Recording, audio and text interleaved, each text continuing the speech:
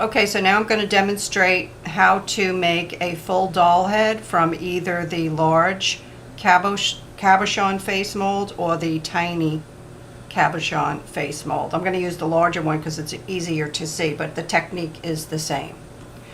Okay, so the first thing you want to do is determine how much clay you're going to need. So I just, I don't try to be neat. I just put in little bits of clay to determine how much I'm going to need to fill it.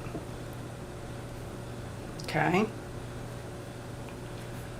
All right, that's good. And because we're going to be doing a doll head, I don't worry if there's a little bit more in the center. Okay, so that looks like it's about full, so I remove it, and then you're going to roll it up into a ball, and at this time you are erasing any creases or lines or imperfections, and you're going to roll it up into a very smooth pointy cone, just like this. And you're going to take the tip of that cone and push it right into the cavity of the nose and press straight down. And holding the center so that the clay is not popping out and going back in, because you'll create lines if you do that.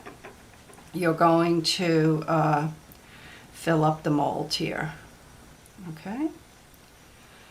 Now, because we're going to make a full head from this, right now you could use the faces with the one side in any of your jewelry projects, and I have some links for the how to make some really cute jewelry products using only the faces.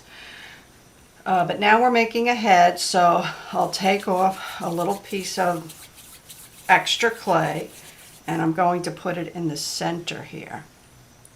Again, making sure that the head doesn't pop out and push back in, so it doesn't create any new lines, or I hope it doesn't anyway. All right, so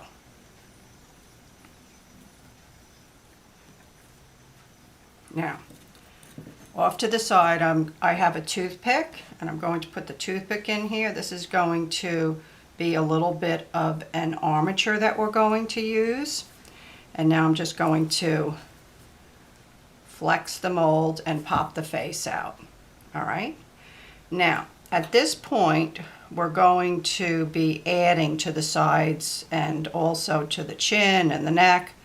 So for right now, you just want to emphasize the feature lines, the lip.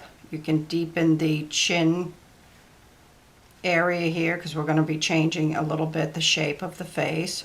You want to, I like to emphasize the eyes a little bit. So just to press the lines that are already there a tiny bit, just a tiny bit. Okay, and then I'm going to take another toothpick and poke in the nostril holes. The marks are already on it, but you can just emphasize it a little bit. And then I like to tip up the upper lip to give it a little bit more style, I guess. All right, and you can depress it in the middle if you want to emphasize or make a stronger Cupid's bow. You can do that. Okay, so at this point, I'm just going to put it in a baking tray and I'm going to bake it as is. Okay, and instead of following the manufacturer's instructions, I'm only going to bake it at 250 degrees for about 10 minutes. If you're putting it, that's if you're putting it into a cool oven.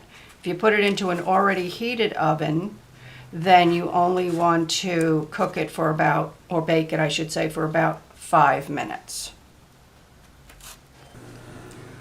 Okay, now I made a head off camera that's already been baked. It's all hard now, and it has the toothpick in it.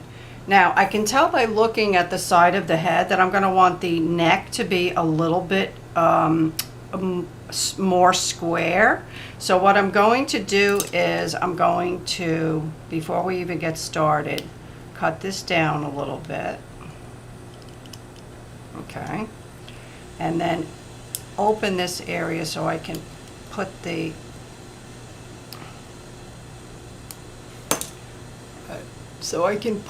toothpick in a little bit further back. Okay. And then I have more area here so I can make the jawline a little bit more square. Okay. Now, I also have the liquid Sculpey. This works the best when you want to attach fresh clay to the baked clay. If you don't have liquid Sculpey on hand, you can use the Mod Podge, which has a bit of a gluing agent in it, or you can use white thick glue. But this does work the best. All right, so what I'm going to do is get out just a glob of it. I better use my tool here. Okay, and then I'm just going to put this all over it.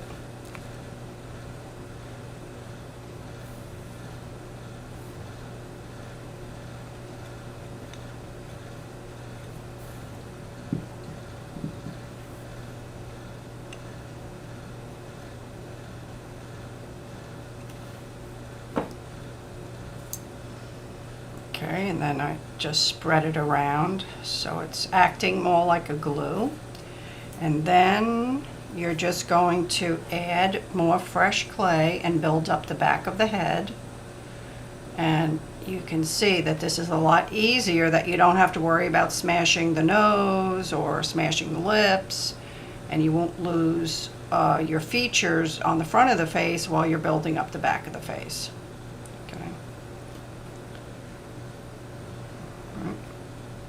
So,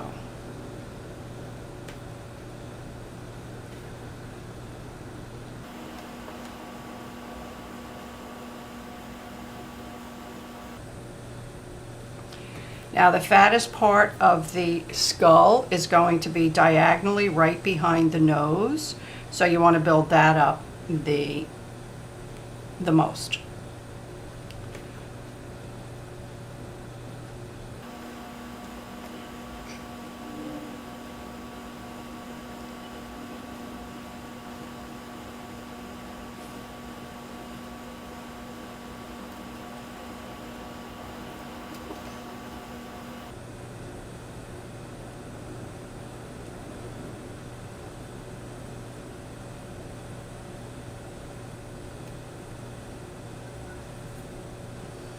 Okay, so then once it's on the back, then you can sort of blend it onto the sides. You can just wet it a little bit with some water. I'm using saliva, but I wouldn't recommend this. It's better to just use plain water. I don't want to stop the video.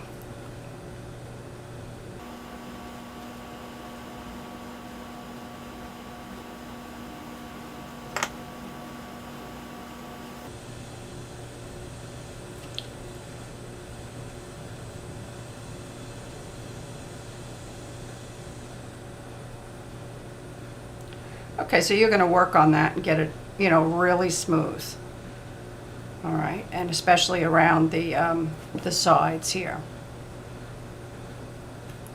All right, now I'm going to demonstrate how to apply an ear to the head.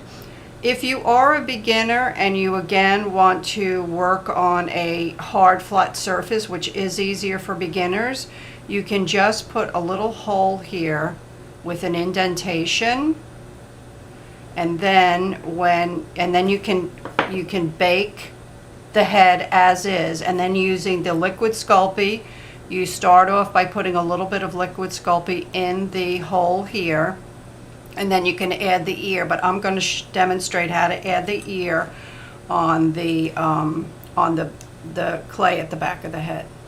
Okay, so you're just going to roll out a little tiny ball. This is probably too big. and you're going to flatten it. And you want to make sure that it's about from the eyebrow to the bottom of the nose. Now this one is still too big. So I'm going to flatten it just a little bit more and try it again. That's better. Okay, so once I have this flattened little pancake here, I'm going to cut it in half. And I'm just going to be making regular ears this time. I have a video on my YouTube channel that shows how to make fairy ears from scratch, so you can look at that if you want to make fairy ears. Okay, so I just lay it into place, and then I'm going to take the dental tool and attach it. Okay.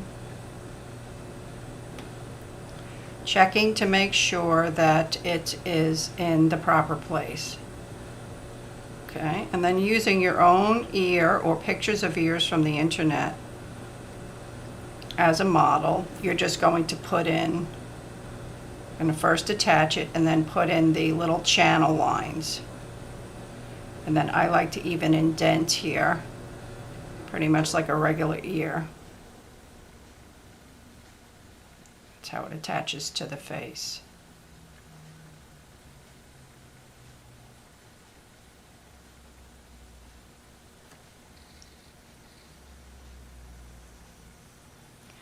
All right, and then in the back, you can just make sure that it's attached. All right, and then you're going to do the same thing on the other side. And again, if you use too much clay, if the ear is too big, or you want to reshape it, you can just snip off little bits with your X-Acto knife or your dental tool, okay? And then you're going to clean it all up and put it into the oven. And when it comes out, where's my one that's done? Here's one that's done, okay? The ears are on, okay?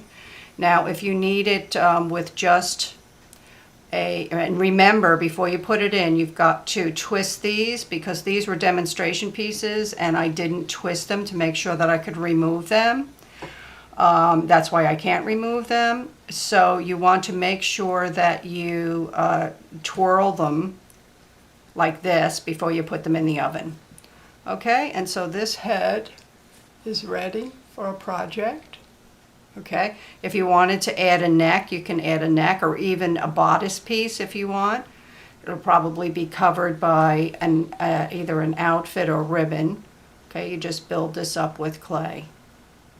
And I'll show you in a few minutes two very simple projects. They're both wands. One uses a head only, and one uses a head and hands.